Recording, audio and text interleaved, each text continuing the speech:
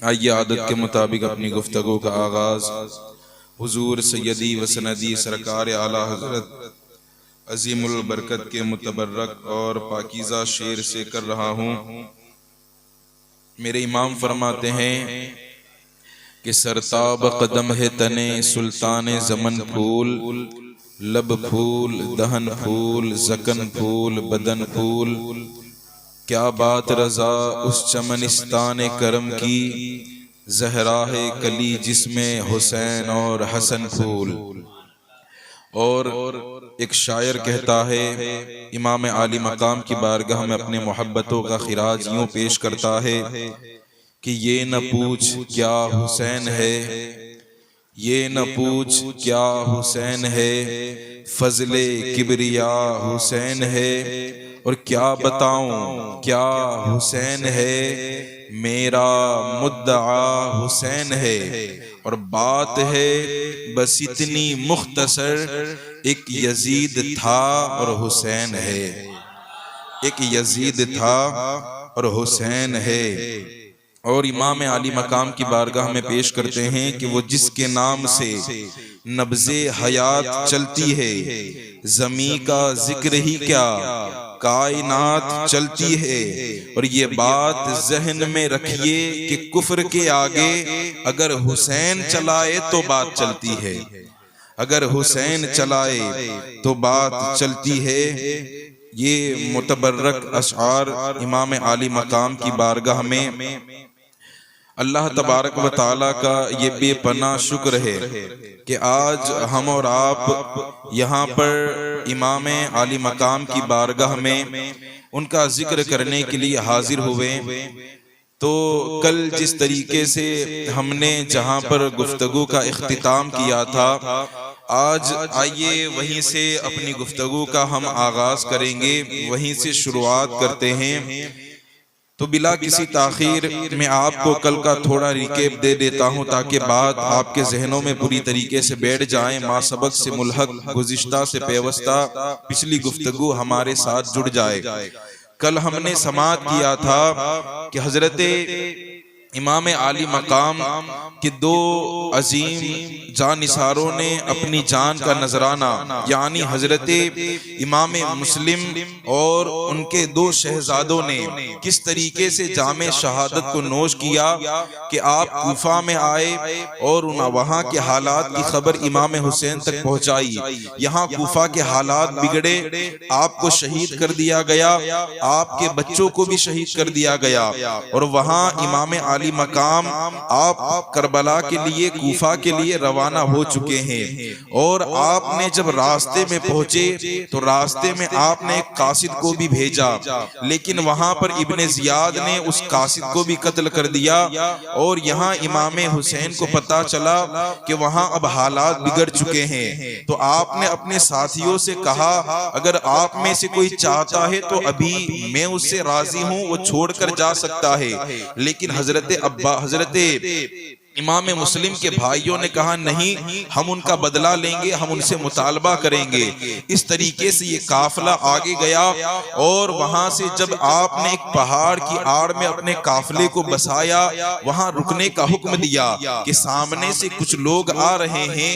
تو اس وقت وہاں سامنے سے حضرت حر یہ 1000 لوگوں کو اپنے ساتھ میں لے کر حضرت امام کے پاس آئے، اور آنے کے بعد یزید کا پیغام سنایا کہ یزید نے یہ حکم دیا ہے کہ آپ کو یہیں پر روک دیا جائے اور آپ کو یہاں سے آگے نہیں بڑھنے دیا جائے۔ یہاں تک کی گفتگو کل ہم نے سنی تھی۔ آج آئیے یہیں سے پھر آغاز کرتے ہیں۔ تو جب حور 1000 کا لشکر لے کر یہاں حضرت امام عالی مقام امام حسین کے پاس پہنچ گیا ہے، اب وہ آ کر کہنے لگا کہ آپ کو اب یہاں سے آگے جانے نہیں دیا جائے گا، آپ یہاں اب اس سے آگے نہیں بڑھ سکتے، کیونکہ یزید نے یہ خط بھیجا ہے اور پورا خط پڑھ کے سناتا ہے۔ کہا یہ خط دیکھیں، اس نے کہا ہے آپ جہاں ہو وہیں پر رک جائیں، میں آپ سے محبت کرتا ہوں، میرا دلی لگاؤ آپ کے ساتھ ہے، لیکن کیونکہ مجھے یزید کا حکم ماننا پڑے گا، میں ان کے تابع ہوں، اس لیے ابھی میں آپ کی بات نہیں مان سکتا۔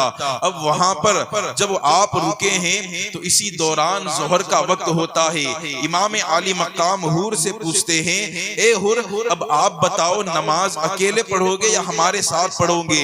حور جواب دیتے ہیں کہ نماز تو آپ ہی کی اقتداء میں پڑھیں گے، نماز آپ کے پیچھے پڑھیں گے۔ اب حضرت امام عالی مقام امام حسین مصلی امامت پر جاتے ہیں، اب وہاں آپ کے لشکری بھی نماز پڑھ رہے ہیں اور حر کے ساتھ جو لوگ آئے تھے وہ لوگ بھی امام حسین کے پیچھے ہی نماز پڑھ رہے ہیں۔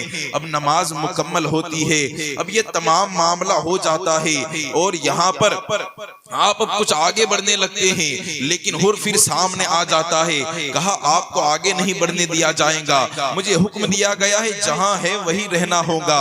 اب وہاں پر جب ابن زیاد کو یہ سارا معاملہ پتا چلا تو وہ کہنے لگا کہ وہاں ایران میں اس وقت بغاوت ہوئی تھی، تو ایران میں بغاوت کو روکنے کے لیے اس نے ایک لشکر کو بھیجا ہوا تھا جس کی کمان حضرت سعد ابن سعد نے سنبھال رکھی تھی۔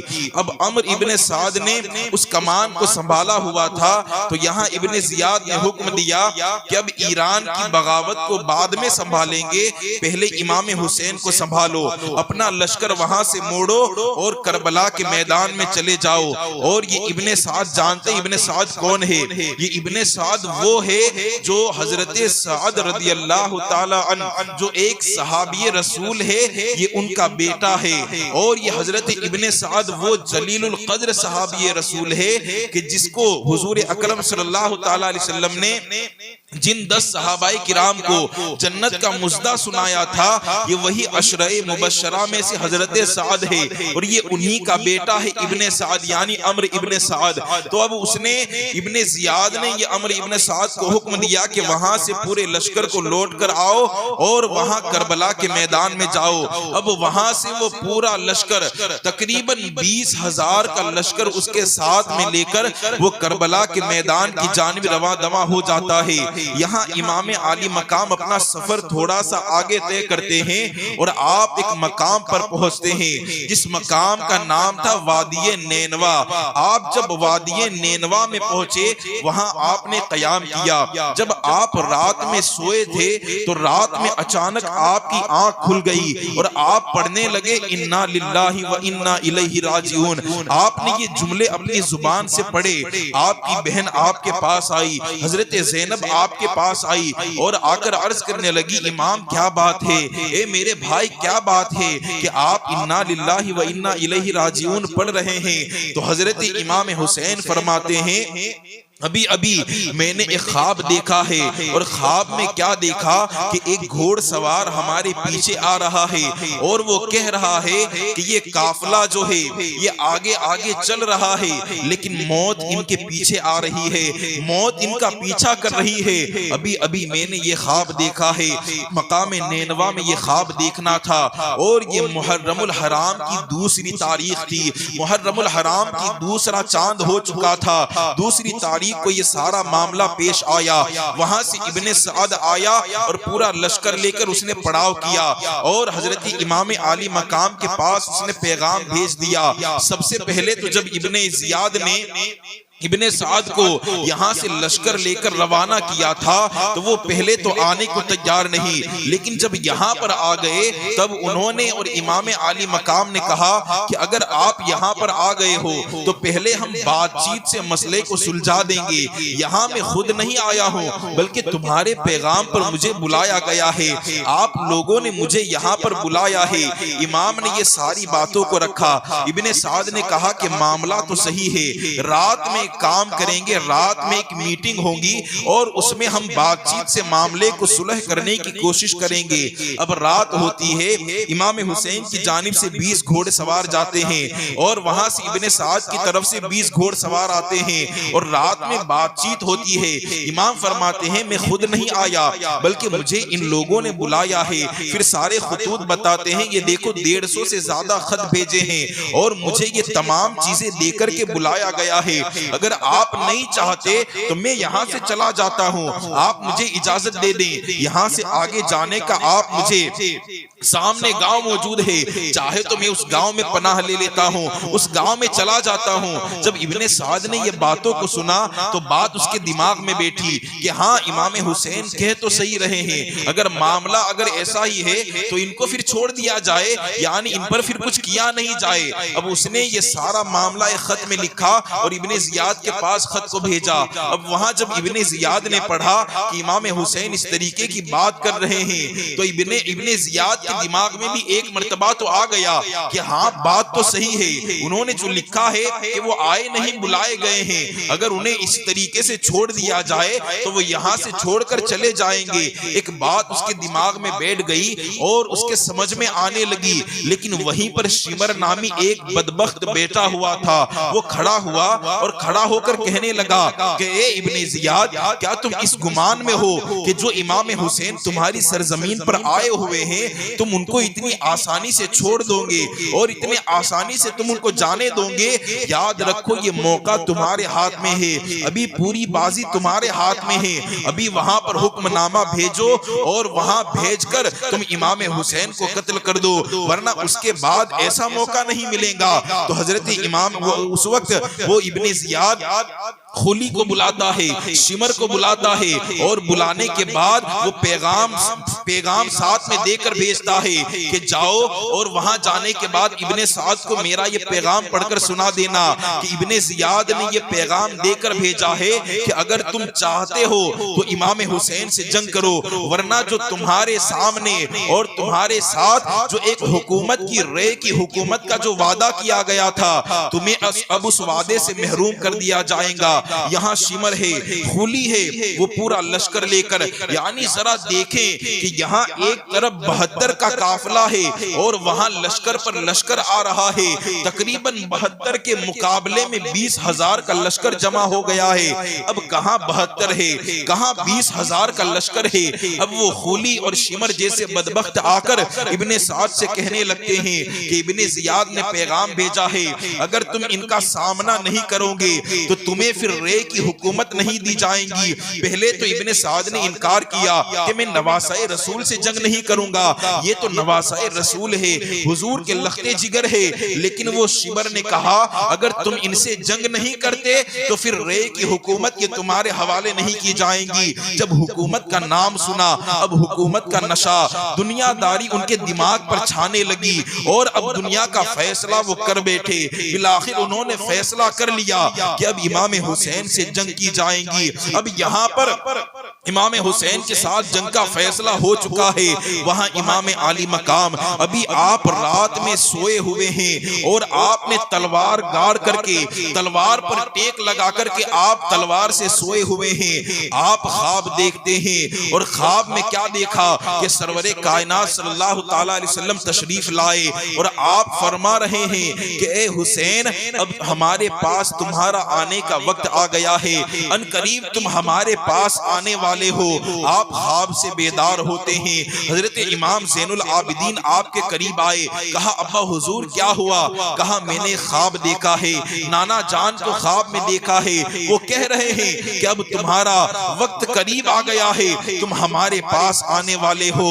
اور یہ محرم الحرام کی 9ویں تاریخ تھی، آج بھی یہ 9ویں تاریخ لگ چکی ہے، گویا کہ وہ آج کی رات تھی جب امام حسین کو وہ خواب دکھایا گیا اور اسی رات ابن سعد کے پاس وہاں ابن سعد نے جنگ کا نقطارہ بجا دیا کہ اب جنگ کا آغاز ہوگا۔ لیکن امام حسین نے کہا اگر جنگ شروع ہی کرنی ہے تو ہمیں ایک رات کا موقع دے دیا جائے، دشمن بھی اپنے دشمن کو پانی پلانے کا موقع دیتا ہے، ہمیں ایک رات کا موقع دے دو۔ اب وہاں ابن زیاد نے پہلے ہی حور کو یہ پیغام دے کر بھیجا تھا کہ اگر امام حسین کو آپ روک رہے ہیں تو ایسے چٹیل میدان میں روکے جہاں پر دور دور تک پانی کا نام و نشان نہ ہو۔ تو اس نے نہر فرات کے کنارے پر آپ کو ایک میدان میں رکا دیا تھا اور 7 محرم الحرام سے آپ پر پانی کو بند کر دیا گیا تھا، یعنی آپ کے خیمے میں پانی پہنچ نہیں رہا ہے۔ 3 دن سے آپ بھوکے پیاسے ہیں۔ 7 محرم الحرام سے واقعہ جاری ہو گیا تھا۔ اب 9 محرم الحرام کو جب آپ نے مہلت کو طلب کیا، اب پوری رات ان لوگوں نے، امام حسین کے قافلے والوں نے وہ 9 محرم الحرام کی رات کو، آپ نے عاشورہ کی رات کی، پوری رات عبادتوں میں گزارا، اللہ کے حضور سجدے میں گزارا۔ گویا کہ امام حسین کے قافلے میں، وہاں امام حسین کے خیموں میں کہیں قرآن کی تلاوتیں ہو رہی ہے، کہیں سجدے ہو رہے ہیں، کہیں اللہ کے حضور گڑ گڑا کر دعائیں مانگی جا رہی ہے۔ یہ تمام معاملات پوری رات گویا اہل بیت نے عبادت و ریاضت میں گزاری۔ اب جیسے ہی صبح کا وہ سورج نمودار ہوتا ہے، صبح اپنی اور وہ سورج جو نمودار ہوا وہ اپنی زرد شعاعوں کے ساتھ جیسے ہی اپنی اوپر کی جانب بڑھنے لگتا ہے، وہاں جنگ کا آغاز ہوتا ہے باقاعدہ طور پر۔ اب وہاں میدان کربلا میں اب جنگ کربلا کا آغاز ہوتا ہے، اور سامنے ابن سعد کا پورا لشکر سجا دیا جاتا ہے۔ ایک طرف ابن سعد کا پورا لشکر ہے اور یہاں امام حسین کا لشکر ہے۔ اب امام حسین نے اپنے لشکر کو ترتیب دینا شروع کیا۔ پہلے کے دور میں اس طریقے سے اپنے لشکر کو تعبیر دیا جاتا تھا، یعنی ایک دایاں بازو ہوتا، ایک بایاں بازو ہوتا، جسے میمنہ اور میسرہ کہا جاتا۔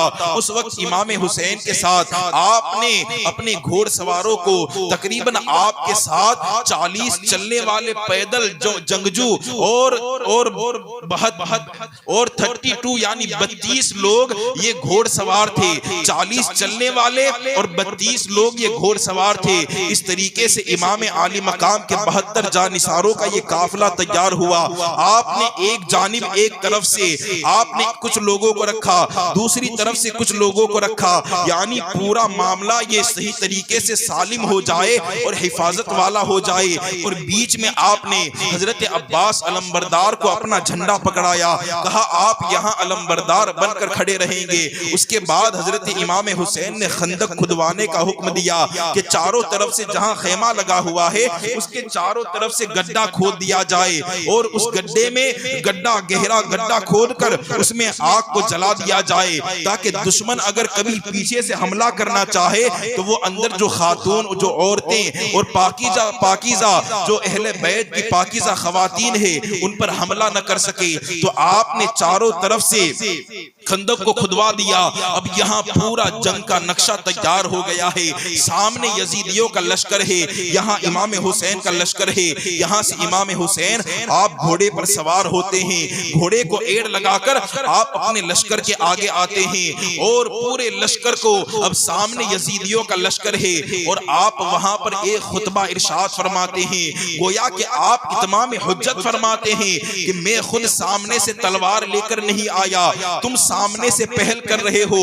اگر تم نے پہل نہ کی تو میں پھر کبھی تلوار نہ نکالتا۔ آپ نے وہاں آ کر خطبہ دیا، ان تمام لوگوں سے کہنے لگے کہ اے یزیدیوں سنو، تم یہ بات جانتے ہو کہ یہاں پر میں خود نہیں آیا ہوں، یہاں کوفہ والوں نے، تم ہی لوگوں نے یہ خطوں کو لکھ کر میرے پاس بھیجا تھا اور یہ تمام چیزوں کو میرے پاس بھیجا تھا۔ یاد رکھو میں آج بھی تم کو یہ پیغام سناتا ہوں کہ میں نواسہ رسول ہوں، میں اہل بیت کا چراغ ہوں۔ کیا آپ نے دیکھا نہیں کہ حضور نے جن کو دامن میں لے کر پنجتن پاک کے لقب سے نوازا تھا کہ امام حسین، امام حسن، حضرت مولا علی، حضرت فاطمہ، ان چاروں کو اپنے دامن میں لے کر حضور نے جسے پنجتن پاک کہا تھا، میں اس میں سے ایک لوتا بچا ہوں۔ یعنی ظاہری طور پر ان چاروں نے، ان تینوں نے وصال کر لیا ہے۔ حضرت فاطمہ کا بھی وصال ہو گیا ہے، مولا علی کا وصال ہو گیا ہے، حضرت امام حسن کا وصال ہو گیا ہے۔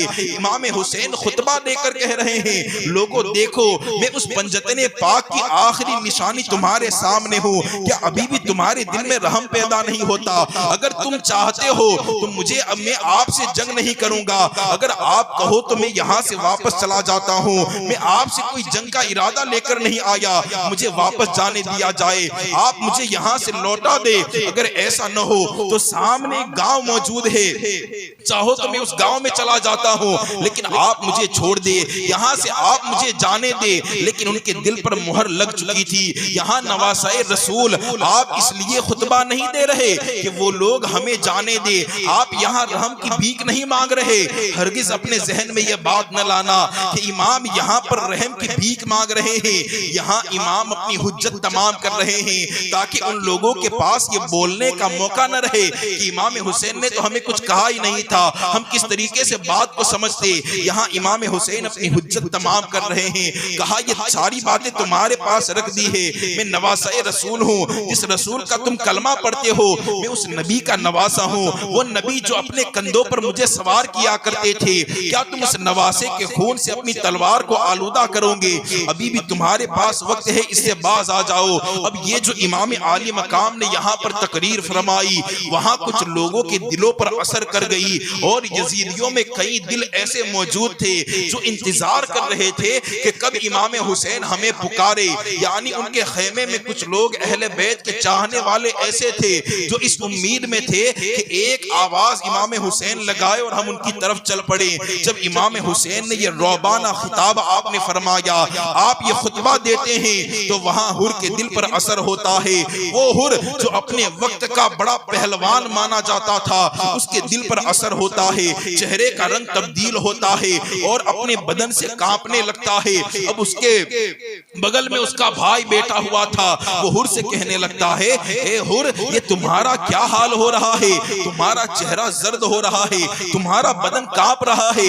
اگر مجھ سے کوفہ میں کوئی سوال کرتا کہ سب سے بہادر کوفہ میں کون ہے، میں تو تمہارا نام لیتا، لیکن یہاں تو تمہارا چہرہ زرد ہو گیا، تم یہاں کانپ رہے ہو، معاملہ کیا ہے؟ حضرت حر جواب دیتے ہیں، وہاں امام کا خطبہ ہے، میرے دل پر اثر کر گیا ہے، میں اہل بیت کے خلاف جا نہیں سکتا۔ اب میرا حال ایسا ہے کہ میری ایک طرف جنت ہے، دوسری طرف دوزخ ہے، مجھے فیصلہ کرنا ہے، یا یزید کا ساتھ دے کر جہنم میں چلا جاؤں یا اہل بیت کا ساتھ دے کر جنت اختیار کر لوں۔ میں اس مشقت میں پڑا ہوا ہوں۔ بالآخر حضرت حر فیصلہ کرتے ہیں، میں یزید کا ساتھ دے کر کبھی اہل بیت کے خلاف جا کر میں جہنم میں نہیں جا سکتا، میں یہ فیصلہ کرتا ہوں۔ وہیں آپ اپنے گھوڑے کو ایڑ لگاتے ہیں اور حضرت امام حسین کے پاس جا پہنچتے ہیں، اور امام حسین کے پاس جا کر عرض کرتے ہیں، اے امام اب آپ مجھے اپنے قدموں میں رکھ لیں، میں جانتا ہوں کہ آپ جب یہاں پر آئے تھے میں ہی آپ کو روکنے کے لیے آیا تھا، میں جانتا نہیں تھا کہ حالات اتنے بگڑ جائیں گے کہ یہ لوگ آپ کے خون کے پیاسے ہو جائیں گے، یہ لوگ اہل بیت کو قتل کرنے پر آمادہ ہو جائیں گے۔ اے امام مجھے معاف کر دے، کہ اللہ تبارک و تعالی میری یہ ساری خطاؤں کو معاف کرے گا، کہ اللہ میری توبہ کو قبول کرے گا۔ حضرت امام حسین فرماتے ہیں، اے حر اگر تمہاری توبہ سچی ہے، اگر دل میں اہل بیت کی محبت شامل ہے، ابھی توبہ کرو، اللہ توبہ قبول کرنے والا ہے۔ حضرت حر وہیں توبہ کرتے ہیں، امام حسین انہیں معاف کرتے ہیں۔ اس کے بعد امام کہتے ہیں، اے حر اب اپنے گھوڑے سے نیچے آ جاؤ، لیکن حضرت حر جواب دیتے ہیں، اے امام جب آپ کے قدموں میں سر رکھ دیا ہے، اب میں پیچھے ہٹنے والوں میں سے نہیں ہوں، اب میں آپ کے ساتھ میں جنگ کروں گا۔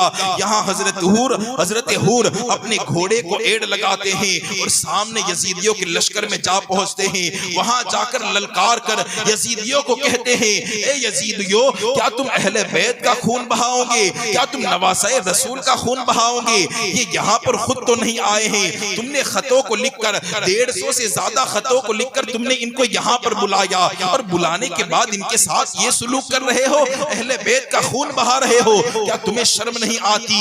آپ یہ خطبہ وہاں پر دے رہے ہیں، سامنے شمر ہے، خولی ہے۔ جب دیکھا کہ یہ تو خطبہ دینے پر لگ گئے، وہاں سے تیر برسانا شروع کیے۔ ابھی جنگ کا آغاز نہیں ہوا ہے، آپ واپس حضرت امام حسین کے پاس آ گئے، اور یہاں پہ اب امام حسین نے اپنے کچھ ساتھیوں کو آگے کیا۔ سامنے سے اب پوری طریقے سے جنگ شروع ہونے جا رہی ہے۔ پہلے ہوتا یہ تھا کہ ایک ساتھ جب لوگ لڑنے لگتے وہ معاملہ بعد میں آتا، لیکن پہلے دونوں طرف کی جو فوج ہوتی تھی اس میں سے کچھ جوان آگے آتے، ادھر سے کچھ جوان آگے آتے، پہلے ان میں مقابلہ ہوتا، یعنی تھوڑے تھوڑے کر کے پہلے آتے، ان میں مقابلہ ہوتا، اس کے بعد سب لوگ ایک ساتھ مل کر جنگ کیا کرتے۔ اب یہاں اسی طریقے سے معاملہ ہوا کہ سامنے یزیدیوں کے لشکر سے کچھ لوگ آئے، یہاں سے حضرت امام حسین کے لشکر سے آپ کے اہل بیت کے گھرانے والوں نے پہلے جانا چاہا، لیکن آپ کے جانثاروں نے آپ کو روک لیا۔ وہاں پر 30 جانثار آپ کے آگے آ گئے اور آگے آ کر کہنے لگے، اے امام،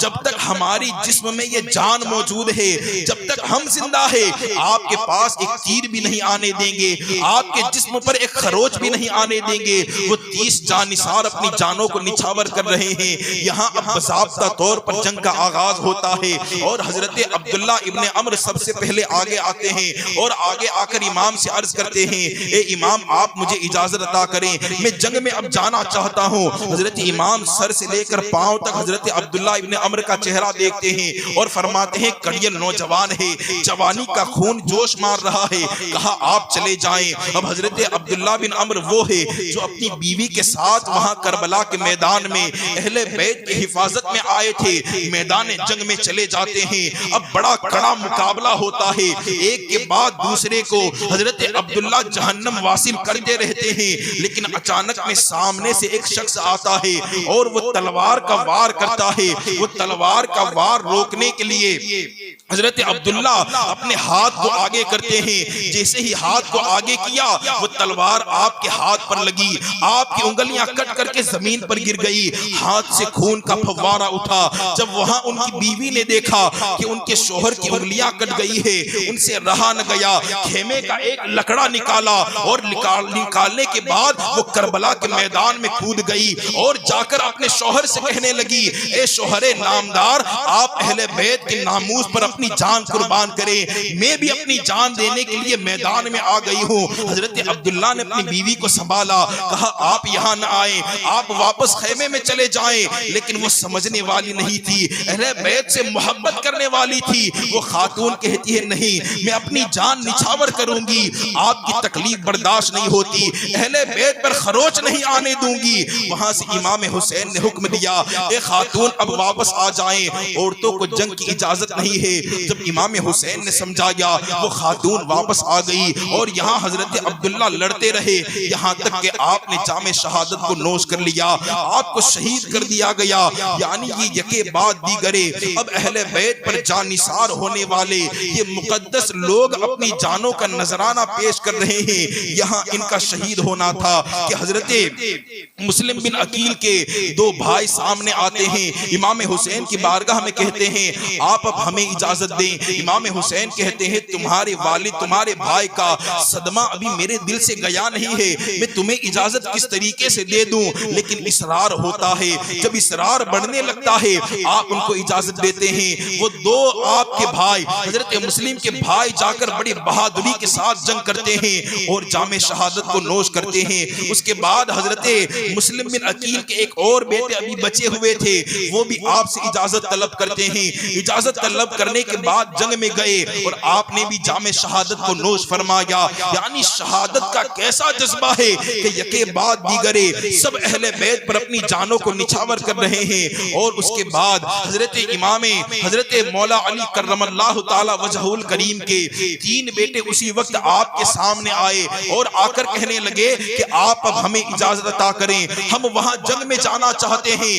امام نے انہیں اجازت عطا فرمائی۔ اب جو یہ 3 بیٹے حضرت علی کے تھے، یہ وہ تھے کہ حضرت علی نے کوفہ میں ایک خاتون سے نکاح کیا تھا اور یہ انہی کے 3 بیٹے تھے۔ جب وہ تینوں سامنے آئے تو یزیدیوں کے لشکر سے ایک آگے آیا اور آگے آ کر کہنے لگا کہ تمہاری جو والدہ ہے، تمہاری جو ماں ہے، وہ تو ہمارے کوفہ والی ہے، یعنی ہمارے ساتھ میں رہنے والی تھی، اگر تم چاہتے ہو تو ہم تمہیں پناہ دے دیتے ہیں، لیکن اللہ اکبر، یہ اہل بیت پر جان نثار کرنے والے یہ ایسے مجاہد تھے کہ انہوں نے للکار کر کہا کہ ہم تمہاری پناہ لینے کے لیے نہیں آئے بلکہ تم سے جنگ کرنے کے لیے آئے ہیں۔ وہاں آپ نے بہادری کے ساتھ جنگ کا مظاہرہ کیا اور حضرت علی کے یہ تینوں بیٹوں نے جام شہادت کو نوش فرمایا۔ اللہ اکبر، اب یہ یکے بعد دیگرے ایک ایک کر کے اپنی جانوں کا نذرانہ اہل بیت کے مقدس گھرانے پر نچھاور کر رہے ہیں۔ اس کے بعد حضرت زینب آگے بڑھی اور آگے آگے بڑھ کر اپنے دو بیٹوں کو امام کی بارگاہ میں پیش کیا، اور محمد جو حضرت زینب کے بیٹے ہیں، اور حضرت زینب یہ حضرت امام حسین کی بہن ہے، اپنے دونوں بیٹوں کو، جس میں سے ایک کی عمر 13 سال ہے، ایک کی عمر 15 سال ہے۔ اب سوچیں 13 اور 15 سال کیا بڑی عمر ہوتی ہے؟ یعنی ابھی بچے ہیں، ان بچوں کو نظر قدموں میں رکھ دیا اور کہا امام یہ میرے دو بیٹے ہیں، ان دونوں کو میدان کربلا میں بھیج دو، انہیں جنگ کے لیے بھیج دو، انہیں میں اپنے پاس نہیں رکھوں گی، آپ کے قدموں میں انہیں بھی قربان کروں گی۔ امام حسین کہتے ہیں یہ میرے بھتیجے ہیں، ابھی بچپنے کا عالم ہے، انہیں میں کس طریقے سے میدان کی اجازت عطا کر دوں؟ لیکن زینب بہن کہتی ہے آپ انہیں وہاں پر بھیج دے، اگر وہاں قیامت کے میدان میں اگر حضرت فاطمہ نے مجھ سے سوال کر لیا کہ تمہارے بیٹوں نے کربلا کے میدان میں کیا کیا تھا، تو میں حضرت فاطمہ کے پاس، اپنی ماں کے پاس کیا جواب دوں گی؟ گویا کہ یہ دونوں بیٹوں کو امام حسن اجازت دیتے ہیں کہ بڑی جواں مردی کے ساتھ وہاں سامنے والے یزیدیوں کے لشکر پہ جاتے ہیں، اور تاریخ میں لکھا جاتا ہے ابھی تو 13 یا 15 سال کی عمر ہے، لیکن ان کی جواں مردی کا حال یہ تھا کہ یہ دونوں بیٹے جب وہاں لشکر میں شامل ہوتے ہیں تو ان لشکریوں کی صفوں کو درہم برہم کر دیتے ہیں، یکے بعد دیگرے ایک دوسرے کو جہنم واصل کر دیتے ہیں، یہاں تک کہ وہ لوگ لڑتے لڑتے یزیدیوں کے لشکر کے بیچوں بیچ پہنچ گئے۔ اب اللہ اکبر، بچے تھے، اب باہر آنے کا موقع نہ ملا، وہ یزیدیوں نے چاروں طرف سے ان پر حملہ کر دیا اور ان دونوں بچوں کو شہید کر دیا، ان کی لاشوں کو گھوڑے تلے رون دیا گیا۔ اللہ اکبر، یہاں امام حسین نے جب دیکھا کہ یہ دونوں شہزادوں کو شہید کر دیا ہے، آپ دوڑ کر گئے، دونوں کی لاشوں کو اٹھایا، اور لاشوں کو اٹھانے کے بعد حضرت زینب کے قدموں میں لا کر رکھا، گویا کہ امام حسین کہہ رہے ہیں اے زینب لو، کہ تمہارے بیٹوں کی قربانیوں کو اللہ نے قبول کر لیا ہے، تمہاری بیٹوں کی شہادتوں کو اللہ نے قبول کر لیا ہے۔ یہ جذبہ کیسا تھا، یہ شہادت کا شوق کیسا تھا کہ یکے بعد دیگرے، یعنی بچہ بچہ اپنی جان پر نچھاور کر رہا ہے، اہل بیت پر اپنا سب کچھ لٹا رہا ہے۔ یہ شہادت کی کیسی انوکھی داستان تھی، زمین نے ایسا جذبہ اس سے پہلے کبھی دیکھا نہیں تھا، اور یزیدیوں نے جب یہ شوق دیکھا، اہل بیت کی محبت کا یہ جذبہ دیکھا، تو ان میں بھی ایک خوف طاری ہو گیا، ان میں بھی ایک دبدبا طاری ہو گیا۔ لیکن وہاں پر حال یہ تھا، اب جنگ کا معاملہ آگے بڑھتا ہے، اور یہی جنگ کی کاروائی جب آگے کے پڑاؤ پر پہنچتی ہے، یہاں حضرت قاسم آگے بڑھتے ہیں، اور آگے آ کر حضرت امام حسین کے پاس آئے، اور آ کر کہنے لگے کہ اب آپ مجھے اجازت عطا کریں۔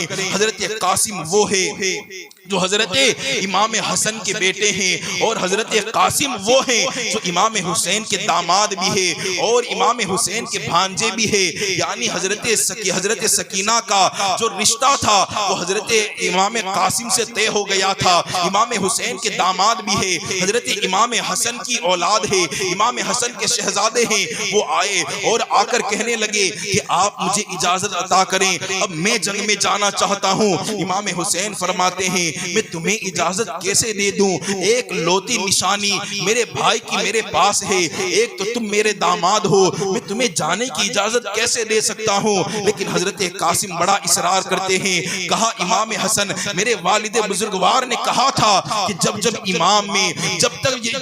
امام حسین پر اگر کوئی مصیبت آئے تو امام حسین کی ڈھال بن کر کھڑے رہنا، کبھی اپنے قدم کو پیچھے مت ہٹانا۔ آج وہ موقع آیا ہے، میں اپنے قدم کو پیچھے لینے والا نہیں۔ اللہ اکبر، یہ نوجوان ہے، ابھی جوانی آپ کے سر پر ہے، اور جوانی کے قدم میں جوانی کے دہلیز پر آپ نے ابھی قدم رکھا ہے، جوانی کا خون آپ میں ابھی گرم ہے، اور اسی جوانی کے عالم میں جب آپ نے بار بار اصرار کیا تو اب یہاں پر حضرت امام حسین نے اجازت دے دی، کہا اب آپ میدان جنگ میں جا سکتے ہیں۔ یہاں جب حضرت قاسم جب میدان جنگ میں گئے ہیں، راوی بیان کرتے ہیں کہ اس وقت حال یہ تھا کہ جب کوئی جنگ میں جاتا تو اپنے بدن پر زرہ ڈالتا، یعنی ایک لوہے کا پہننے کا ایک کرتا کوٹی کی طرح ہوتا، وہ اپنے اوپر ڈالتے، اور ڈالنے کے بعد وہ جنگ میں جایا کرتے، سر پر جو لوہے کی ٹوپی ہوتی وہ پہن لیا کرتے۔ لیکن حضرت قاسم کا جذبہ ایسا تھا کہ جب آپ میدان کربلا میں اترے ہیں تو آپ نے کچھ نہیں پہنا ہے، آپ نے ایک سفید کرتا جو آپ نے نے اس وقت پہنا ہوا تھا اسی کرتے کے ساتھ آپ میدان کربلا میں کود پڑے ہیں۔ راوی کہتے ہیں کہ جب امام قاسم وہاں پر میدان کربلا میں آئے گویا آپ کا چہرہ ایسا خوبصورت تھا کہ آپ امام حسن کی اولاد، اور امام حسن وہ ہے جو سر سے لے کر ناف تک حضور کے مشابہ دکھتے تھے، حضور کی طرح نظر آتے ہیں۔ امام عالی مقام حضرت سیدنا حضور سیدی سرکار اعلیٰ حضرت فرماتے ہیں نا کہ ایک سینے تک مشابہ، ایک وہاں سے پاؤں تک حسن سمتین ان کے جاموں میں ہے نیما نور کا، یعنی ایک حضرت امام حسن جو تھے وہ سر کے بال سے لے کر ناف تک حضور کے مشابہ تھے، اور یہ انہی کے تو بیٹے تھے، یعنی اتنا حسین چہرہ تھا۔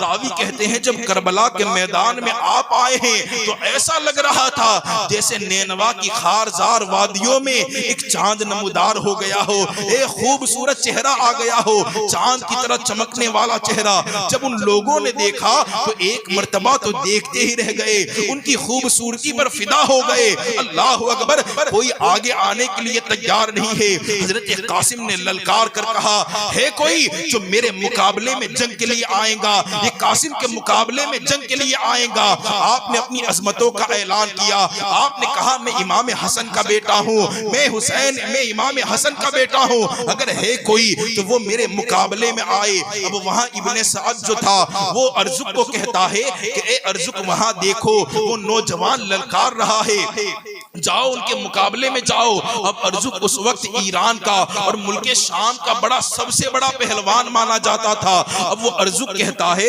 میں اتنا بڑا پہلوان کہ پورے ملک شام میں میرے ڈنکے بجائے جاتے ہیں، پورے ملک شام میں میرا مقابلہ کرنے والا کوئی نہیں ہے، اور تم مجھے اس نوجوان کے مقابلے میں بھیجتے ہو، یعنی آپ کو کمتر سمجھنے لگا، آپ کو حقیر سمجھنے لگا۔ ابن سعد کہتا ہے اے ارزق اگر تم اس گمان میں ہو کہ یہ ابھی جوان ہے، یہ ابھی بچپنے کی حالت میں ہے، تو آپ اس گمان میں نہ رہنا، میں دیکھ رہا ہوں کہ ان میں جو زور موجود ہے ان کا بازوئے زور یہ ان کا زور نہیں بلکہ قوت حیدری للکار رہی ہے، حضرت علی کا فیضان بول رہا ہے، تم انہیں کمزور نہ سمجھنا۔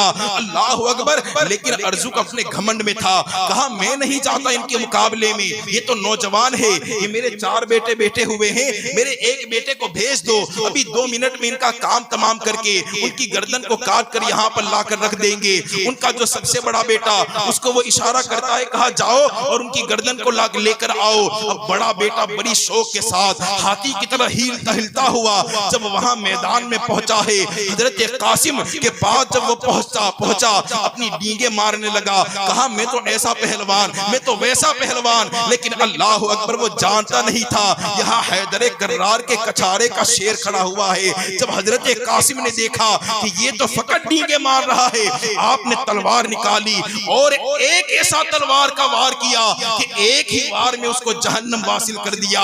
اللہ اکبر، جب ان کے بھائی نے دیکھا کہ ایک وار میں جہنم بھیج دیا ہے، دوسرا بھائی دوڑتا ہوا آیا، حضرت قاسم نے ایک ہی نیزہ مارا، اس کو بھی وہیں پر زمین بوس کر دیا اور اس کی گردن کو زمین میں گاڑ دیا۔ اللہ اکبر، جب تیسرے نے دیکھا، تیسرا کود کر آیا، آپ نے ایک ہی وار میں اس کا کام تمام کیا۔ چوتھا بھائی کود کر آیا، آپ نے ایک نیزے کا ایسا وار کیا اس کو بھی وہیں پر جہنم واصل کر دیتے ہیں۔ اللہ اکبر، یہ قوت حیدری ہے۔ ذرا سوچیں، 3 دنوں سے نہ کھایا ہے، 3 دنوں سے نہ پیا ہے، لیکن اس کے باوجود بھی بازوؤں کا حال یہ ہے کہ اگر اپنے وقت کے بڑے بڑے پہلوان مقابلے میں آ جائے سب کو زمین بوس کرتے ہوئے نظر آتے ہیں۔ آخر میں جب چاروں بیٹوں کو جہنم میں جاتا ہوا دیکھا، اب ارزق ببل گیا اور ارزق غصے میں آ کر اپنی جگہ سے کھڑا ہو گیا۔ اب یہ وہی ارزق تھا جو پہلے تو کہہ رہا تھا کہ جوان کے مقابلے میں نہیں جاؤں گا،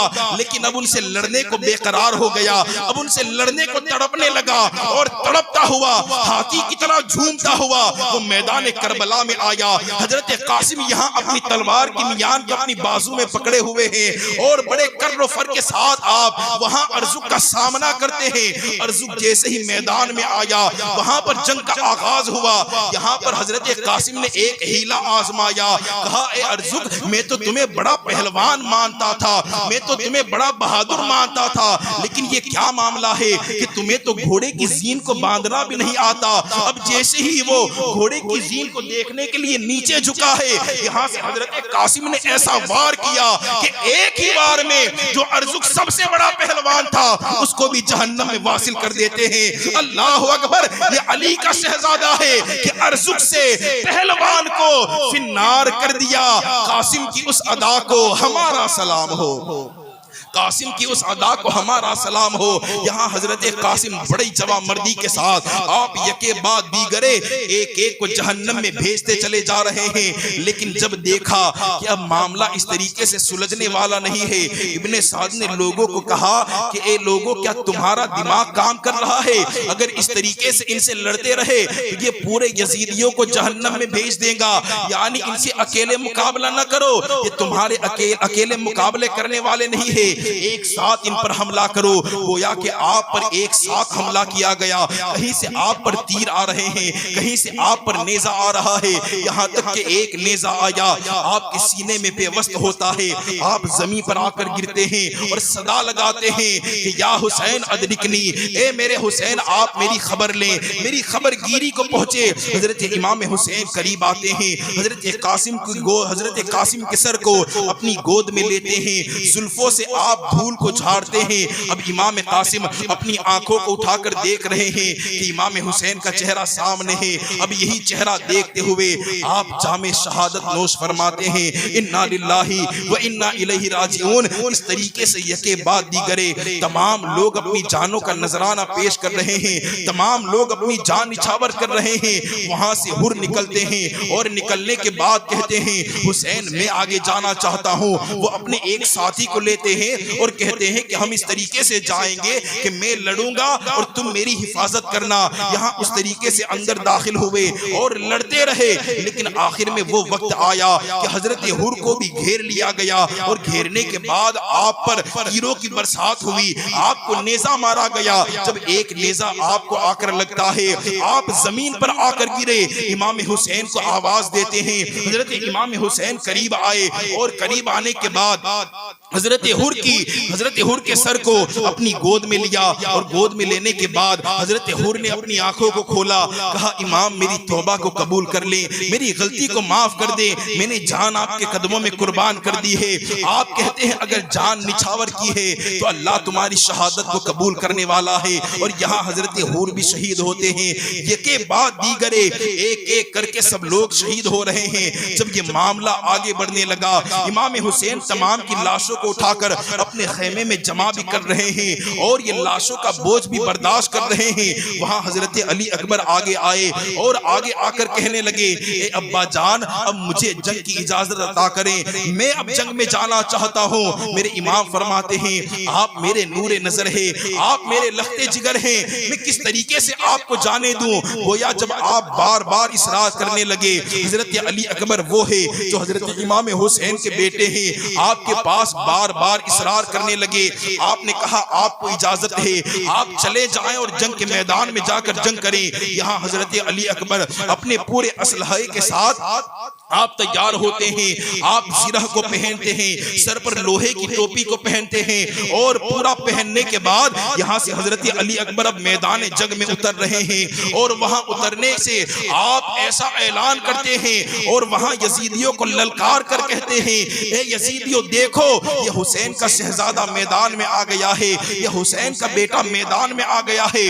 اگر کوئی اپنی بیوی کو اگر بیوہ کرنا چاہتا ہے تو آئے میرے سامنے, اگر کوئی اپنے بیٹے کو یتیم کرنا چاہتا ہے تو حسین ابن علی کے مقابلے میں آ جائے, یہاں پر ابھی میرے سامنے آ جائے. اللہ اکبر, یہ شیر گویا کہ للکار کر ان کو پکار رہا ہے. لیکن جب ان کی ہیبت کو دیکھا, ان کے خوف کو دیکھا, تو ان کو وہ خوف ایسا ان کے دل پر چھا گیا تھا کہ کوئی آپ کے مقابلے میں آگے نہیں آیا، اور یہاں تک کہ حضرت علی اکبر خود ان کے لشکر پر حملہ کرتے ہیں، ان کی صفوں کو چیرتے ہوئے آپ ان کے درمیان شامل ہو جاتے ہیں، پوری ان کی صفوں کو درہم برہم کر دیا، اور یکے بعد دیگرے ایک ایک کی گردن کو کاٹتے چلے جا رہے ہیں۔ کئی لوگوں کو آپ نے جہنم واصل کیا، لیکن جب کئی لوگوں کو مار دیا تو پیاس کی شدت نے تڑپایا، اپنے والد کے پاس آئے اور آ کر کہنے لگے، اے میرے والد بزرگوار، کئی لوگوں کو جہنم بھیج چکا ہوں، لیکن اب العطش العطش،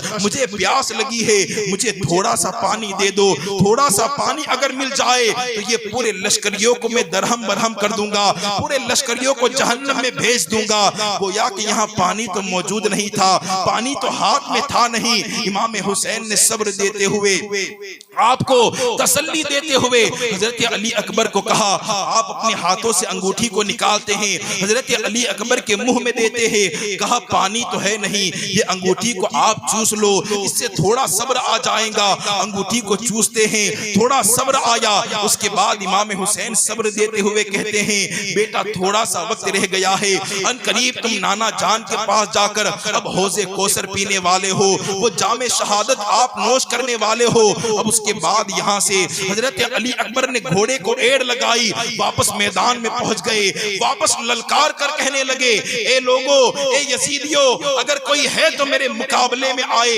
اب وہاں پر ابن سعد نے دیکھا کہ یہ تو للکار للکار کر پکار رہے ہیں، تو وہ طارق جو بڑا پہلوان تھا، اس سے ابن سعد کہنے لگا کہ اے طارق، تمہاری پہلوانی پر اف ہو، تم اگر اپنے آپ کو پہلوان کہتے ہو تو تمہیں اپنے آپ پر شرم آنی چاہیے کہ وہ اکیلا شہزادہ ہے جو 3 دن کا بھوکا اور پیاسا ہے، لیکن للکار کر پکار رہا ہے، پہلے بھی آ کر گیا، لیکن تم میں سے کوئی آگے آنے کی جرأت نہ کر سکا، دیکھو وہ واپس پکار رہا ہے، کیا تمہارے اندر ہمت باقی نہیں رہی؟ وہ کہتا ہے وہ شیر کی طرح للکار رہا ہے، میں آگے بڑھوں تو کیسے بڑھوں؟ ابن سعد اسے پھر لالچ دیتا ہے، کہا اگر تم چلے گئے تو موصول کی حکومت اور گورنری تمہارے ہاتھ میں دے دی جائیں گی۔ اب گورنری کا بھوت سوار ہوا، حکومت کا بھوت سوار ہوا، اب وہ جنگ کے لیے آگے بڑھنے لگا، اور طارق نامی پہلوان یہ حضرت علی اکبر کے مقابلے میں آتا ہے، لیکن وہ علی اکبر جو ایسے نوجوان ہے جو اپنی تلوار کا ایک ایسا وار کرتے ہیں کہ اپنے وقت کے پہلوان کو زمین بوس کر دیتے ہیں، اس کی گردن کو اس کے جسم سے الگ کر کر زمین کے نیچے لا رکھتے ہیں۔ اللہ اکبر! یہاں جب ان کے دونوں بیٹوں نے دیکھا کہ میرے باپ طارق کو اس نے مار دیا ہے، علی اکبر نے مار دیا ہے، تو یہاں اس کا جو بڑا بیٹا تھا عمر بن طارق وہ آگے آتا ہے اور آگے آ کر آپ پر مقابلہ کرتا ہے۔ مقابلہ کرتے دیکھا وہاں سے دوسرا بیٹا طلحہ، یہ بھی طلحہ ابن طارق، وہ بھی آگے آتا ہے اور آگے آ کر دونوں آپ پر مقابلہ کرنے لگتے ہیں، لیکن یہاں قوت حیدری کا حال یہ ہے کہ آپ نے ایک نیزہ اٹھایا اور نیزہ اٹھا کر پہلے آپ نے اس کے بڑے بیٹے کے سینے میں مارا، اس کے بعد چھوٹے بیٹے کے قریب گئے اور اس کے بعد اس کو پیچھے سے زرہ کو پکڑ کر آپ نے اس کو آسمان کی طرف اٹھایا اور زور سے زمین پر پٹکا ہے۔ اللہ اکبر! اس کی گردن گھوم جاتی ہے، وہیں پر جہنم واصل ہو جاتا ہے۔ یہ علی کے لال کا شہزادہ ہے جو اتنی بہادری کے ساتھ بھوکے اور پیاسے ہونے کے باوجود بھی جنگ کر رہا ہے۔ گویا کہ جب دیکھا اس طریقے سے تو ان پہ قابو نہیں ہوگا، اب چاروں طرف سے آپ پر حملہ ہوا اور آپ کو بھی شہید کر دیا گیا۔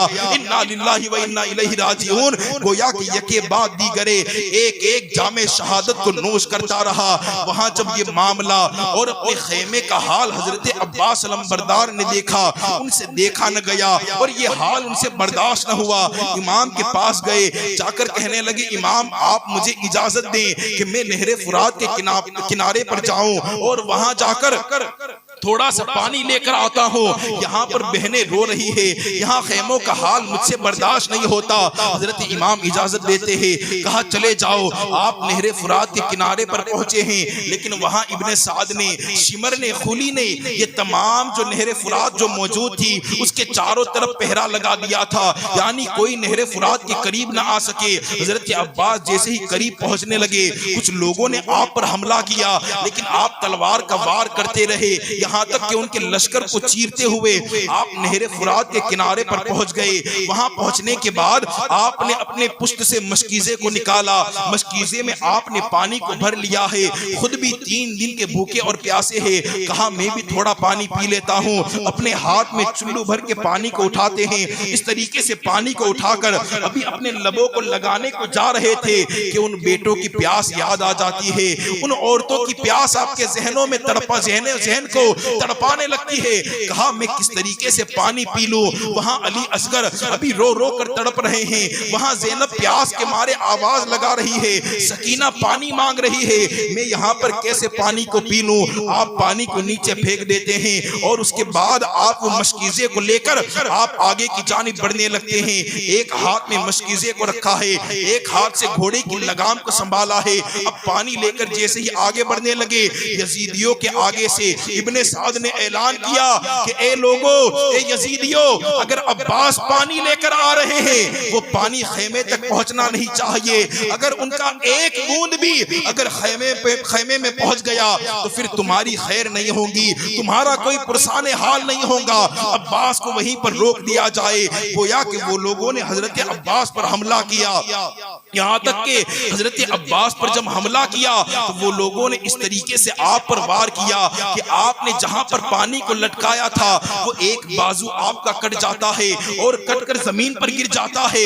آپ نے دوسرے بازو سے اس پانی کو لیا اور اپنے بازو میں لٹکا دیتے ہیں۔ اب آپ آگے بڑھ رہے ہیں لیکن انہوں نے پھر حملہ کیا، حضرت عباس کے دونوں بازو کو شہید کر دیا ہے، دونوں بازو کٹ کر کے زمین پر گر گئے ہیں۔ حضرت عباس ایسے ہی گھوڑے سے آگے بڑھ رہے ہیں۔ اب جو پانی نیچے گر رہا تھا آپ نے اپنے دانتوں سے اسے اٹھایا اور اپنے منہ میں پھنسا لیا اور مشکیزے کو لے کر آپ آگے چلنے لگے۔ ذرا سوچیں، آج اگر تھوڑی سی تکلیف ہو جائے، اگر تھوڑی سی سوئی کا ناکا اگر ہمارے ہاتھ میں لگ جائے، ہمیں ایسی تکلیف ہوتی ہے کہ ہماری زبان سے چیخیں نکل جاتی ہے۔ لیکن یہاں بہادری کا حال دیکھیں، دونوں ہاتھ کٹ گئے ہیں، کٹ کر زمین پر گر گئے ہیں، ہاتھوں سے خون کا فوارہ نکل رہا ہے، لیکن اس کے باوجود بہادری کا حال یہ ہے کہ اپنے دانتوں میں اس مشکیزے کو پھنسا کر آگے چل رہے ہیں۔ لیکن ان سے یہ بھی دیکھا نہ گیا، ایک بدبخت ایسا تیر کا نشانہ لگاتا ہے کہ وہ تیر مشکیزے کو چیرتا ہوا آپ کے منہ میں آ کر پیوست ہو جاتا ہے، پورا مشکیزے کا پانی وہیں پر گر جاتا ہے۔ یہاں آپ پکارتے ہیں اے امام حسین، آپ میری خبر گیری کو پہنچے، میری خبر لیں۔ جب حضرت امام نے حضرت عباس کا یہ حال دیکھا، آپ قریب گئے، قریب جا کر آپ نے ان کو سہلایا، ان کو تسلی دی۔ حضرت عباس کہنے لگے اگر پانی ہو مجھے پلا دیا جائے، لیکن حضرت امام نے جواب دیا اب تھوڑا سا وقت ہے، تم حضور کے ہاتھوں سے جام کوثر پینے والے ہو۔ یہی لمحات تھے کہ حضرت عباس بھی جام شہادت نوش فرماتے ہیں۔ یہ یکے بعد دیگرے ایک ایک کر کے ساری اپنی جانوں کو نچھاور کر رہے ہیں، سارے یہ قبیلے والے اپنی جان کو قربان کر رہے ہیں۔ یہ ساری جانیں قربان کیوں ہو رہی ہے؟ یہ دین اسلام کے لیے، یہ دین اسلام کی سربلندی کے لیے اہل بیت کا پورا کنبہ یہ اپنی جانوں کو نچھاور کر رہا ہے۔ جب پانی کا ایک قطرہ بھی نہیں پہنچا، وہاں پر حال یہ ہو گیا کہ وہاں پر حال یہ ہو گیا کہ آپ کی بیوی حضرت علی اصغر جو ابھی آپ کا بچپنے کا کم سنی کا عالم ہے، ابھی آپ دودھ پیتے بچے ہیں کہ وہ اپنی آپ سے ایسے رو رہے ہیں۔ آپ کی اہلیہ کہتی ہے کہ آپ کا رونا مجھ سے دیکھا نہ گیا۔ امام حسین کو بلایا اور بلا کر کہنے لگی کہ اے میرے شوہر نامدار، یہ علی اصغر ابھی تو دودھ پیتے بچے ہیں، 3 دنوں سے ہم نے بھی کھایا نہیں ہے، ہماری چھاتیوں میں دودھ سوکھ گیا ہے، اب ہماری چھاتیوں سے دودھ نہیں نکل رہا۔ اگر اس بچے کو دیکھو، یہ بچہ اپنی زبان نکال کر گویا کہ میری طرف دیکھ رہا ہے، اپنی خشک اپنی سوکھی زبان کو نکال کر اپنی ماں کو دیکھ رہا ہے کہ اے ماں مجھے ایک گھونٹ تو پانی دے دے، مجھے دودھ کا ایک قطرہ تو پلا دے۔ اے میرے شوہر نامدار، یہ بچے کی طرف مجھ سے دیکھی نہیں جاتی۔ گویا کہ حضرت علی اصغر اپنے پاؤں کو پٹکتے اور آپ اس وقت تڑپنے لگے، گویا کہ پیاس کی شدت نے آپ کو تڑپا دیا۔ اب ان کی والدہ رو رو کر کہنے لگی کہ آپ ان کو وہاں خیمے میں لے کر جائیں، یزیدیوں کے سامنے لے کر جائیں، یہ تو ننھی جان ہے، وہ ہماری جان کے دشمن ہے، لیکن ہمارے بچے نے ان کا کیا بگاڑا ہے؟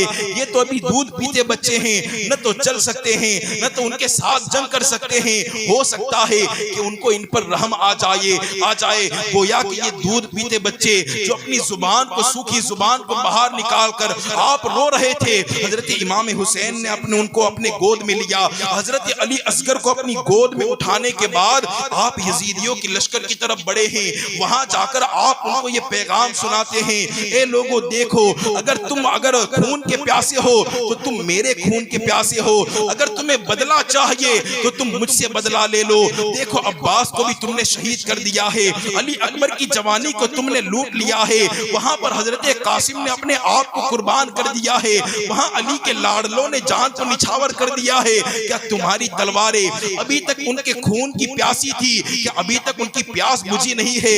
یہ میرا چھوٹا سا بچہ ہے، یہ میرا ننھا بچہ ہے، اس بچے نے تمہارا کچھ بگاڑا نہیں ہے، دیکھو یہ پیاس کے مارے رو رہا ہے، کیا تمہارے دل میں رحم نہیں ہے؟ اگر تمہیں بدلہ لینا ہے تو مجھ سے بدلہ لو، لیکن ایک گھونٹ پانی میرے اس بیٹے کو دے دو، وہ پیاس کے مارے تڑپ رہا ہے۔ جب امام نے یہ جملے کہے ان کے دلوں پر وہ جملوں نے اثر نہیں کیا، حالانکہ وہاں سے ایک بدبخت نے آپ پر ایسا تیر چلایا کہ وہ تیر سیدھا آ کر حضرت علی اصغر کے گلے میں پیوست ہوتا ہے، حضرت علی اصغر کے گلے سے ہوتا ہوا حضرت امام حسین کے بازو میں لگ جاتا ہے۔ اللہ اکبر! اس طریقے سے حضرت علی اصغر اپنی جان کو قربان کر دیتے ہیں۔ یہاں آپ کا رونا بند ہوا، آپ کا رونا تھم گیا، آپ اپنے بچے کو لیتے ہیں اور آپ اس تیر کو نکالتے ہیں، جیسے ہی آپ نے اس تیر کو نکالا آپ کے بازو سے خون نکلا، جیسے ہی تیر باہر آتا ہے حضرت علی اصغر کی حلق سے، ابھی چھوٹے سے بچے ہیں، دودھ پیتا بچہ ہے، جب تیر باہر آتا ہے خون کا فوارہ باہر نکلتا ہے۔ اللہ اکبر! ان کا رونا بند ہوا۔ حضرت امام بیٹے کو لے کر واپس لوٹتے ہیں، جب امام حسین کو لوٹتا ہوا دیکھا، آپ کی اہلیہ پکار کر کہتی ہے، گمان کرتی ہے کہ شاید یزیدیوں کو رحم آ گیا، میرے بیٹے کو پانی دے دیا ہے، جیسے ہی قریب آئے کہا، اے شوہر نامدار، بیٹا رو نہیں رہا، بیٹا کیا سو گیا ہے؟ کیا انہوں نے نیند کو اختیار کر لیا ہے؟ کیا میرے بیٹے کو پانی مل گیا ہے؟ اللہ اکبر! امام بڑی دلدوز آواز میں آ کر آپ ارشاد فرماتے ہیں، یہ بیٹے کو لو، یہ بیٹا تڑپ تڑپ کر اس نے بھی اپنی جان کو نچھاور کر دیا ہے۔ اللہ اکبر! یہ سوچنے والی بات ہے کہ وہاں اگر حضرت علی اصغر کا رونا بھی ہے، اگر پیاس کے مارے رو بھی رہا ہے، لیکن ہمارا عشق تو یہی گواہی دیتا ہے کہ وہاں اگر علی اصغر روئے ہیں تو انہیں پیاس نے نہیں رلایا ہے، بلکہ ان کے دل میں، کیونکہ زبان سے بول نہیں پا رہے تھے، ان کی دل سے یہ آواز نکل رہی تھی کہ اے ابا جان، میرے بڑے بھائی علی اکبر کو مار دیا گیا، عباس علمبردار کو شہید کر دیا گیا، حضرت قاسم کو مار دیا گیا، تمام لوگوں کو شہید کر دیا گیا، اے ابا جان میں جا نہیں سکتا۔ گویا کہ یہاں حضرت علی اصغر نے جو شہادت کو مانگا، وہ رو رو کر آپ نے خود شہادت کو مانگا ہے، آپ خود شہید ہوئے ہیں۔ اس طریقے سے حضرت علی اصغر شہید ہوتے ہیں اور آپ بھی جام شہادت کو نوش فرماتے ہیں۔ اللہ اکبر! اب یہ جنگ کا معاملہ آگے بڑھنے لگتا ہے، یکے بعد دیگر ایک ایک شہید ہوتا گیا، لیکن بالآخر وہ وقت آتا ہے اہل بیت کا، وہ مقدس گھرانہ کہ جہاں امام حسین نے تمام کی لاشوں کا ڈھیر لگا دیا ہے، اب آخر میں امام حسین بچے ہیں، وہ رسول کا شہزادہ، وہ رسول کا نواسہ آخر میں بچ گیا ہے۔ اب آپ اپنی جنگ کی تیاری شروع کرتے ہیں۔ امام حسین اپنے آپ میں زرہ کو پہننے لگتے ہیں، اپنے خیمے میں گئے اور جا کر کے جو تبرکات آپ کو ملے تھے ان تبرکات کے صندوق کو کھولا اور اندر سے حضور اکرم صلی اللہ تعالی علیہ وسلم کے امامے کو باہر نکالا اور حضرت حمزہ کے نیزے کو آپ نے اپنے ہاتھ میں تھاما، حضرت جعفر تیار کی کمان کو آپ نے اپنے ہاتھ میں سنبھالا ہے۔ ان تمام تبرکات کو لے کر آپ جیسے ہی آگے بڑھنے لگے تو حضرت امام زین العابدین آگے آئے اور آگے آ کر آپ نے ایک نیزے سے اپنے آپ کو سنبھالا ہوا ہے، کیونکہ اس وقت حضرت امام زین العابدین بیمار تھے، آپ وہاں مرض کی حالت میں تھے۔ جب آپ آگے آ گئے، امام حسین کو جاتا ہوا دیکھا تو آگے آ کر کھڑے ہو گئے، کہنے لگے ابا جان ابھی میرے جسم میں جان موجود ہے، ابھی آپ نہ جائیں بلکہ آپ مجھے جانے دے۔ اور ان کا حال یہ تھا کہ آپ نے جو نیزے کو پکڑ کر کھڑے ہوئے تھے، آپ وہاں تھر تھرا رہے تھے، آپ مرض کے مارے کانپ رہے تھے، لیکن اس کے باوجود بھی جذبہ ایسا ہے کہ آپ کے قدموں میں جان کو نچھاور کرنا ہے، حضور کی ناموس کی خاطر سب کچھ قربان کرنا ہے۔ حضرت امام کہتے ہیں اگر آپ کو میں نے جانے دیا تو پھر میری یہ گھر والوں کا جو اس میں عورتیں موجود ہیں ان کا محرم کون باقی رہ جائے گا، میری جو امانتیں ہیں یہ امانتوں کو واپس لے کر کون جائے گا، میری نسلیں آگے کس طریقے سے بڑھیں گی، میں تمہیں کس طریقے سے اس میں بھیج دوں، میری نسلوں کو آگے بھی تو بڑھنا ہے، امام حسین کی نسلوں کو آگے پروان بھی تو چڑھنا ہے۔ آپ نے ان کو سمجھایا اور سمجھانے کے بعد آپ نے ان کو وہیں پر روک لیا۔ حضرت سکینہ آئی، آ کر کہنے لگی کہ آپ ہمیں کس کے حوالے چھوڑ کر جا رہے ہیں؟ اے ابا جان سامنے ظالم لوگ ہیں، یہ ظالم ہمارا کیا حال کریں گے؟ حضرت زینب آئی، آ کر کہنے لگی اے ہمارے بھائی آپ ہمیں کس کے بھروسے، ان لوگوں ان کوفیوں کے بھروسے پر چھوڑ کر جا رہے ہو، یہ ہمارا کیا حال کریں گے؟ انہوں نے علی اکبر کو شہید کر دیا، انہوں نے حضرت قاسم کو شہید کر دیا، انہوں نے تو ننھے علی اصغر کا خیال نہ کیا، آپ ہمیں ان کے بیچ میں چھوڑ کر جا رہے ہو، یہ ہمارا کیا خیال کریں گے؟ حضرت امام نے ان کو تسلی دی، ان کو سمجھایا اور سمجھانے کے بعد پھر آپ اپنی تیاری کرتے ہیں اور حضرت امام عالی مقام پھر اپنی تیاری شروع کرتے ہیں۔ درود پاک پڑھے اللہم صلی علی سیدنا مولانا محمد معدن الجود والکرم وآلہ وصحبہ وبارک وسلم۔ صلاۃ و سلام علیک یا حبیبی یا رسول اللہ صلی اللہ تعالی علیہ وسلم۔ گویا کہ اب حضرت امام اپنی پوری تیاری کو شروع کر دیتے ہیں۔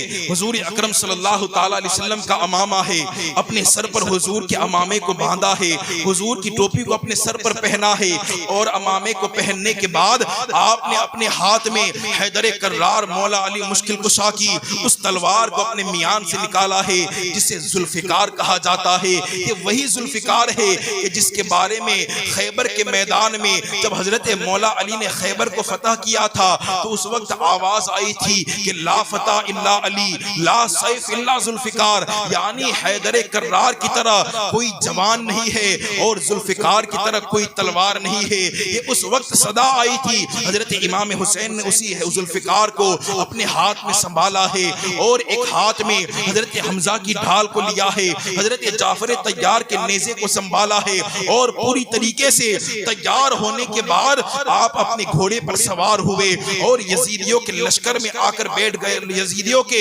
لشکر میں آ کر کھڑے ہو گئے اور کھڑے ہونے کے بعد پھر آپ نے خطبہ ارشاد فرمایا۔ لوگوں کو آپ کہنے لگے آپ یہاں پر اپنا آخری خطبہ دے رہے ہیں تاکہ ان کے پاس کوئی حجت باقی نہ رہے، آپ اتمام حجت کے لیے یہاں پھر خطبہ ارشاد فرما رہے ہیں کہ اے لوگوں دیکھو ابھی بھی تمہارے پاس وقت ہے، اگر ابھی بھی تم مجھے جانے دو میں یہاں سے اپنے پورے قافلے کو لے کر روانہ ہو جاتا ہوں۔ یاد رکھو میں نواسۂ رسول ہوں، حضور کا شہزادہ ہوں، میں وہ ہوں جسے حضور چوما کرتے تھے، میں وہ ہوں جسے حضور نے جنتی جوانوں کا سردار کہا ہے، میں وہ ہوں جو حضرت فاطمہ کا لاڈلا ہوں، حضور کا نواسا ہوں۔ آپ تمام باتیں ان کو بیان کرتے ہیں اور آپ ارشاد فرماتے ہیں کہ اے یزیدیو تم نے تمام لوگوں کو تو شہید کر دیا ہے، ابھی بھی اگر تمہارے پاس وقت ہے اگر ہمیں جانے دیا جائے تو ہو سکتا ہے کہ قیامت کے میدان میں میں نانا جان کے پاس تمہاری سفارش کرواؤں، لیکن اگر تم میرے مقابلے میں بھی آ گئے تو پھر سفارش کا کوئی موقع باقی نہیں رہ جائے گا، کوئی حجت باقی نہیں رہ جائیں گی۔ آپ اس طریقے سے یہ تمام خطبہ آپ ارشاد فرما رہے ہیں تاکہ لوگوں کو یہ پتا چل جائے کہ امام عالی مقام نے جاتے جاتے بھی لوگوں کو حق کا پیغام دے کر کے گئے تھے، لیکن وہاں جب امام عالی مقام نے اس تقریر کو فرمایا ہے تو کئی لوگوں کے دلوں پر اثر ہو گیا کہ بات تو صحیح ہے، اہل بیت کے خلاف جانا نہیں چاہیے۔ جب وہاں ابن سعد نے دیکھا کہ ان پر بات کا اثر ہو رہا ہے تو ابن سعد وہاں سے شمر اور خولی جو وہاں پر لوگ آپ کے دشمن موجود تھے انہوں نے پکار کر کہا کہ اے حسین ابن علی آپ اس طریقے کی تقریر نہ کرو، اگر جنگ کرنا ہے تو سیدھے جنگ کے لیے آ جاؤ اور تمہارے پاس ایک ہی راستہ ہے کہ ہم تمہارے پاس ایک راستہ رکھتے ہیں، چاہو تو آپ یہاں جنگ کے لیے آ جاؤ، چاہو تو یزید کے ہاتھ پر بیعت کو قبول کر لو، اگر یزید کے ہاتھ پر اگر تم نے بیعت کو قبول کر لیا پھر یہاں سے تم کو جانے دیا جائے گا، لیکن شرط یہ ہے کہ یزید کے ہاتھ پر بیعت کو قبول کرنا ہوگا۔ اللہ اکبر۔ جب امام اتنی بات سنتے ہیں آپ للکار کر کہتے ہیں اے لوگوں سنو، میں حسین ابن علی ہوں، میں علی کا شہزادہ ہوں، میں اپنی جان دینا گوارا کر سکتا ہوں، لیکن یزید کے ہاتھ پر کبھی بیعت نہیں کر سکتا۔ وہ یزید ہے، وہ فاسق ہے، وہ فاجر ہے، میں اس کے ہاتھ میں کبھی بیعت کو کر نہیں سکتا ہوں۔ گویا کہ یہاں پر حضرت امام عالی مقام ان کو للکارتے ہوئے کہہ رہے ہیں کہ آپ یہ مت سمجھنا کہ یزید اپنے وقت کا امیر ہو گیا ہے، یزید کا مرتبہ زیادہ ہو گیا ہے تو تم لوگ حسین ابن علی کو یہاں پر دبا دو گے۔ یاد رکھو یزید اگر نقشہ جور و جفا بناتا ہے تو حسین اس پہ خط کربلا بناتا ہے، اور یزید آج بھی بنتے ہیں لوگ کوشش سے، اور حسین خود نہیں بنتا، خدا بناتا ہے۔ حسین خود نہیں بنتا، یہ حسین وہ ہے جسے خود اللہ بناتا ہے، جسے خدا بناتا ہے۔ آپ اسے کمزور نہ سمجھنا۔ اس طریقے سے آپ للکارتے ہوئے آپ میدان جنگ میں آگے جاتے ہیں، اور آگے جا کر وہاں صفوں میں آپ صفوں کو درہم برہم کر دیتے ہیں، یکے بعد دیگرے ایک دوسرے کو مارتے ہوئے، ایک دوسرے کو کاٹتے ہوئے آپ وہاں میدان کا پورا نقشہ پلٹ کر کے رکھ دیتے ہیں۔ لوگوں میں ہڑکم ہو گیا کہ اگر معاملہ اسی طریقے سے چلتا رہا تو یہ علی کا شہزادہ تھوڑی ہی دیر میں پورے 20,000 کے لشکر کو زیر کر دے گا، تمام کو جہنم میں بھیج دے گا۔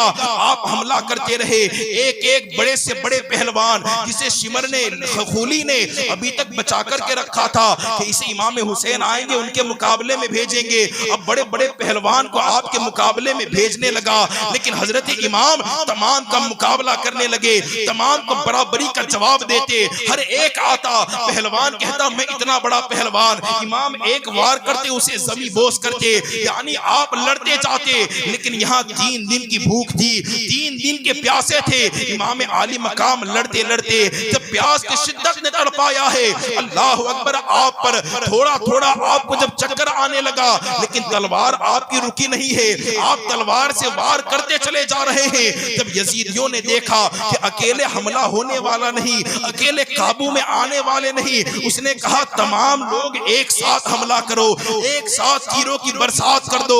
گویا کہ وہاں سے تیروں کی برسات ہوئی، تیر کو برسانا شروع کیا، اور یکے بعد دیگرے ایک ایک تیر آ کر امام کی سینے میں آ کے لگا، کوئی تیر امام کی پشت میں آ کر لگتا۔ روایتوں میں آتا ہے کہ اس وقت حضرت امام کے جسم مبارک پر 72 زخم آ گئے تھے، 72 نشان جسم پر آ گئے تھے۔ اتنے تیروں کو اپنے زخموں پر برداشت کرتے ہوئے حضرت امام حسین گھوڑے پر اسی طریقے سے قائم ہے، لیکن تیروں کی برسات تھی، آپ کا گھوڑا زخمی ہو گیا۔ گھوڑا دھیرے دھیرے جب بیٹھنے کی جانب بڑھنے لگا، وہاں سے ایک تیر چلاتا ہے، وہ تیر آ کر آپ کی پیشانی میں لگتا ہے، آپ گش کھا کر گویا زمین کی طرف آ رہے ہیں۔ جیسے ہی آپ زمین کی طرف آنے لگتے ہیں، گویا کہ وہاں ملائکہ کو اللہ پیغام دیتا ہے، اے ملائکہ جنت کو سوار دیا جائے۔ وہاں حوض کوثر پر کھڑے ہونے والے فرشتوں کو حکم دیا جاتا ہے کہ اب حوض کوثر کے جام کو تیار کر دیا جائے۔ جنت کے حوروں کو کہا جاتا ہے اے حوروں اپنی چوٹیوں سے کربلا کے میدان میں جھاڑو لگا دو، پورے کربلا کے میدان کو صاف کر دو۔ اب وہ علی کا لاڈلا، میرے محبوب کا نواسا اب زمین پر آنے والا ہے، کربلا کی زمین پر اپنے سر کو رکھنے والا ہے۔ جنت کی حوروں کو حکم دیا گیا کربلا کے میدان کو صاف کر دیا جائے۔ گویا کہ وہاں خود رسول کائنات موجود ہے، یہ سارا منظر دیکھ رہے ہیں۔ کہا کربلا کو سجا دیا جائے، امام حسین کو شہادت کا سرخ جوڑا پہنا دیا جائے، اور زخموں کی مالا ان کے گلے میں پہنا دی جائے۔ اس طریقے سے جب پوری تیاری ہو گئی، یہاں حسین ابن علی اپنے گھوڑے سے نیچے آتے ہیں اور اپنے سر پاک کو سجدے میں رکھتے ہیں۔ اللہ اکبر، یہاں سر کا سجدے میں رکھنا تھا کہ ایک بدبخت آپ کے قریب آتا ہے، اور قریب آنے کے بعد امام عالی مقام پر خولی اور شمر نامی اور سنان نامی یہ 3 لوگ امام کے قریب آتے ہیں۔ ایک شخص قریب آ کر حضرت امام سجدے سجدے میں ہے آپ کے پیٹھ پر پاؤں کو رکھتا ہے اور آپ کی پیٹھ کو دبانے لگتا ہے، زخموں سے چور چور ہے، آپ کی پیٹھ کو دبایا اور خولی نامی ایک بدبخت اپنی تلوار کو نکالتا ہے اور تلوار امام کی گردن پر چلاتا ہے۔ اللہ اکبر! یہاں امام عالی مقام کی گردن پر جیسے ہی وہ تلوار آتی ہے، آپ کے جسم مبارک سے آپ کا سر مبارک الگ ہوتا ہے اور آپ وہیں پر جام شہادت کو نوش فرماتے ہیں۔ اللہ اکبر! یہ کیسا تاریخی منظر تھا کہ پورے گھرانے کو قربان کرنے کے باوجود بھی یہاں امام اپنی گردن کو بھی کٹوا رہے ہیں۔ یہاں ظاہری طور پر تو ایسا معلوم ہو رہا تھا کہ گویا یزید جیت گیا ہے، امام حسین ہار گئے ہیں، لیکن یہاں اگر حقیقت میں پوچھو، اگر حسین کے عاشقوں سے پوچھو تو یہاں حال یہ ہے کہ حسین ہارا نہیں ہے بلکہ حسین ہمیشہ کے لیے زندہ ہو گیا ہے۔ وہاں کربلا کا ذرہ ذرہ آج بھی پکار پکار کر کہہ رہا ہے کہ یزید دفن ہے، تابوت ظلم میں اب بھی وفا کے باب میں میرا حسین زندہ ہے، وفا کے باب میں میرا حسین زندہ ہے۔ اللہ اکبر! امام حسین زندگانی کی اور جاودانی کی آپ ایسی مثال قائم کر گئے کہ گویا کہ وہاں ظاہراً تو ایسا معلوم ہو رہا تھا کہ یزید کی جیت ہوئی ہے، لیکن اس کی ہار کا سب سے بڑا نتیجہ یہ تھا کہ یزید کے بعد آج تک پوری امت میں کسی ماں نے اپنے بیٹے کا نام یزید نہیں رکھا ہے، لیکن اللہ اکبر! وار حسین تیری قربانی، وار حسین تیری قربانی کو سلام ہے کہ آج یزید کوئی نظر نہیں آتا، لیکن گلی گلی حسین نظر آتے ہیں، گلی گلی حسن نظر آتے ہیں، گلی گلی حسین کے نام کے نعرے لگائے جاتے ہیں۔ ارے یہ حسین کی جیت نہیں ہے تو اور کیا ہے، یہ حسین کی فتح نہیں ہے تو اور کیا ہے، یہ امام حسین کی زندہ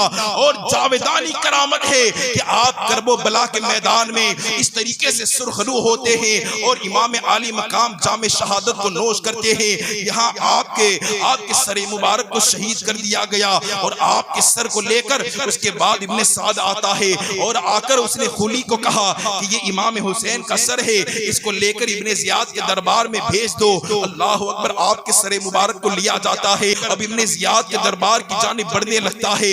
جیسے ہی وہ راستے میں دیکھا کہ ابن زیاد کا دربار رات میں کوفہ میں پہنچا، رات میں اس کا دربار لگا، رات میں اس کا دروازہ بند ہو گیا تھا، اس نے اپنے محل کا دروازہ بند کر لیا تھا، ان کے سر مبارک کو اپنے گھر پہ لے کر گیا اور اپنی بیوی سے کہنے لگا کہ اے بیوی دیکھو، یہ آج میں تمہارے لیے وہ تحفہ لایا ہوں، بڑا قیمتی تحفہ لایا ہوں۔ اس کی بیوی پوچھتی ہے کہ تحفے میں کیا لائے ہو؟ تو وہ کہتا ہے کہ حسین ابن علی کا سر لایا ہوں، نواسۂ رسول کا سر لایا ہوں۔ اس کی بیوی اہل بیت سے محبت کرنے والی کہتی ہے کیا تمہیں شرم نہیں آئی؟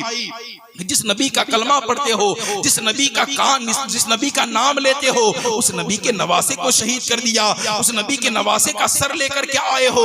اللہ اکبر! یہاں وہ کہتی ہے میں نے دیکھا کہ امام حسین کا سر جس کمرے میں موجود تھا، اس کمرے میں میں نے یہ حال دیکھا کہ نورانی پرندے ہیں جو آسمان سے لے کر زمین تک امام حسین کے سر کا چکر لگا رہے ہیں، وہاں کی حوریں امام حسین کے سر کا چکر لگا رہی ہے۔ یہ پورا نورانی منظر اس رات میں بندھا ہوا تھا۔ اب صبح ہوتی ہے اور امام حسین کے سر کو ابن زیاد کے دربار میں پیش کیا جاتا ہے۔ اب یہاں ہی میں اپنی گفتگو کو ختم کرتا ہوں، وقت بہت زیادہ ہو گیا ہے۔ اب یہاں سے پھر اس کے بعد امام حسین کے سر کے ساتھ کیا کیا گیا، اس کے بعد جو باقی گھر والے بچے ان کے ساتھ کیا کیا گیا، اور جس نے امام حسین کو شہید کیا ان کا انجام کیا ہوا، اب کربلا کے بعد کیا ہوا، یہ انشاءاللہ تبارک و تعالی کل سماعت کریں گے۔ اللہ کی بارگاہ میں دعا ہے کہ میرے کہنے میں، آپ کے سننے میں اگر کوئی غلطی ہو گئی ہو توبہ کرتا ہوں، استغفر اللہ ربی من کل ذنب و اتوب الیہ، لا الہ الا اللہ محمد رسول اللہ۔